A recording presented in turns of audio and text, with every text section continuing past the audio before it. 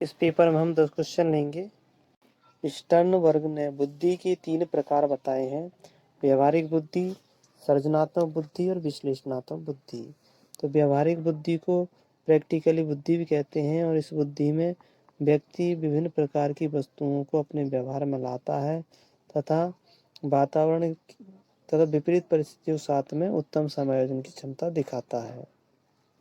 अब इसी बात को गैरेट और थॉर्नडाइक ने 2 भागों में बांट रखा है, यानी कि मूर्त बुद्धि और सामाजिक बुद्धि में। मूर्त बुद्धि में क्या करता है कि वह विभिन्न प्रकार की जो मशीनों के पार्ट हैं उनको जोड़ करके मशीन तैयार करता है, और सामाजिक बुद्धि में वह एक सामाजिक कार्य करता है और वह समाज के साथ में उचित समायोजन स्थापित करता है। तो ऐसी स्थिति में दोनों ही ऑप्शन दे रखे हैं, यानी मूर्त बुद्धि का भी और सामाजिक बुद्धि का भी। तो हमें दोनों में से एक को ही मानना पड़ेगा, तो हम मूर्त बुद्धि को ही मानेंगे। यहाँ ऑप्शन ए सही हो जाएगा। 1। गिलफोर्ड ने बुद्धि का त्रिआयामी सिद्धांत दिया था। इस सिद्धांत के अनुसार बुद्धि के 3 आयाम होते हैं, विषय वस्तु, संक्रिया और उत्पाद। इनको क्रमशः निम्न भागों में बांटा है। 4, 5, 6। 4, 5, 6 को गुणा करते हैं तो 120 आ जाता है। और 1988 में फिर एक मॉडल दिया था, उसमें इसने इनको 4, 6, 6 में बांटा था, यानी 4 गुणा 6 गुणा 6 बराबर हो जाता है 180। अब इस सिद्धांत को बुद्धि का संरचना सिद्धांत भी कहते हैं और संक्रिय उत्पाद सिद्धांत भी कहते हैं। तो यहाँ ऑप्शन में हमें 120 दे रखा है, तो 120 सही हो जाएगा, यानी कि ऑप्शन 4 सही हो जाएगा। इसे बुद्धि का खंडीय सिद्धांत भी कहते हैं। परिवेश की वस्तु जिसे प्राणी प्राप्त करने का प्रयास करता है उसे कहते हैं। तो जो परिवेश की वस्तु है उसको तो हम उद्दीपक कहेंगे, और उस वस्तु को प्राप्त करने के लिए जो प्रयास करता है उस प्रयास को हम प्रेरक कहेंगे। तो यहाँ ऑप्शन 2 सही हो जाएगा। प्रतिभाशाली बालकों की पहचान करने के लिए हमें सबसे अधिक महत्व देना चाहिए। तो हमें महत्व देना चाहिए वस्तुनिष्ठ परीक्षणों के परिणाम को देना चाहिए। ऑप्शन 2 सही हो जाएगा। निम्न में से कौन सा तनाव को कम करने की अप्रत्यक्ष युक्ति है? तो जो प्रत्यक्ष युक्तियां हैं वो 6 है। सबसे पहली है लक्ष्य को बदल लेना। अगर हम लक्ष्य को नहीं बदल सकते तो मार्ग को बदल लो, मार्ग को भी नहीं बदलते तो मार्ग में जो रोड़ा है उनको हटा दो। ये 3 हो गई।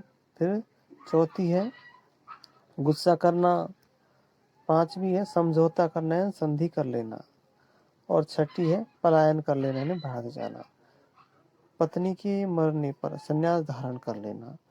तो ये 6 हमारी हो गई। अब देखते हैं अप्रत्यक्ष कौन सी है। तो अप्रत्यक्ष हो जाएगी इसमें उदात्तीकरण, उन्नयन या शोधन। ऑप्शन 4 सही हो जाएगा। डिसलेक्सिया की विशेषता नहीं है। तो हम जानते हैं कि डिसकैलकुलिया का मतलब होता है वह गणितीय गणना को ठीक से नहीं कर पाता है। डिसप्रैक्सिया का मतलब होता है वह सही से चित्र नहीं बना सकता। डिसफेजिया का मतलब होता है कि वह सही से बोल नहीं पाता। और डिसग्राफिया का मतलब होता है कि वह सही से लिख नहीं पाता है, गंदा लिखता है। और डिसलेक्सिया का मतलब होता है कि वह सही से पढ़ नहीं पाता है। तो यहाँ हम ऑप्शनों में देखते हैं, हमें ऑप्शन में दिया हुआ है कि वाचन परिशुद्धता, गति तथा बोध की समस्या बिल्कुल सही है। लिखने की धीमी गति, तो लिखने की धीमी गति होती है। छपे हुए शब्दों को सीखने और याद करने की कठिनाई होती है। तो इसका ऑप्शन 2 इसका आंसर हो जाएगा कि सीधे या उल्टे हाथ के प्रयोग के संबंध में निश्चय नहीं कर पाता है।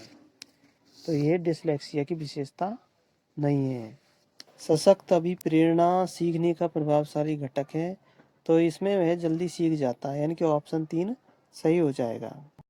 हस्तशिल्प की शिक्षा दी जानी चाहिए। तो यह शिक्षा मंदबुद्धि बालकों को देनी चाहिए। समाज में पिछड़े बालक भी होते हैं जिनको समाज की मुख्य धारा से अलग कर दिया गया, उनमें बुद्धि होती है। सामान्य बालकों में बुद्धि होती है, प्रखर बालकों में बुद्धि होती है। तो बुद्धि मंदबुद्धि बालकों में नहीं होते, क्योंकि ये बुद्धि से काम नहीं कर सकते हैं, इसलिए इनको शिल्पकारी की शिक्षा दी जानी चाहिए, यानी कि अपने हाथ से कोई काम कर सके ऐसी। तो यहाँ ऑप्शन 1 सही हो जाएगा। यदि छात्रों में चोरी करने की आदत लग जाती है तो उसको दूर करने के लिए बालक को उदाहरण दे करके समझाना चाहिए ताकि बालक चोरी करना छोड़ दे, यही सबसे उचित उपाय है। तो आप ऑप्शन 2 सही हो जाएगा। अनुसंधान जो सामाजिक समस्या से संबंधित होता है तथा विद्यालय की जनशक्ति द्वारा विद्यालय में क्रियाकलापों के सुधार हेतु संचालित किया जाता है, तो इसको हम क्रियात्मक अनुसंधान कहेंगे। और इसको दिया था स्टीफन एम कोरी ने दिया था। तो यह विद्यालय में जो भी अनुसंधान होते हैं वो क्रियात्मक अनुसंधान ही होते हैं। यहाँ ऑप्शन 2 सही हो जाएगा।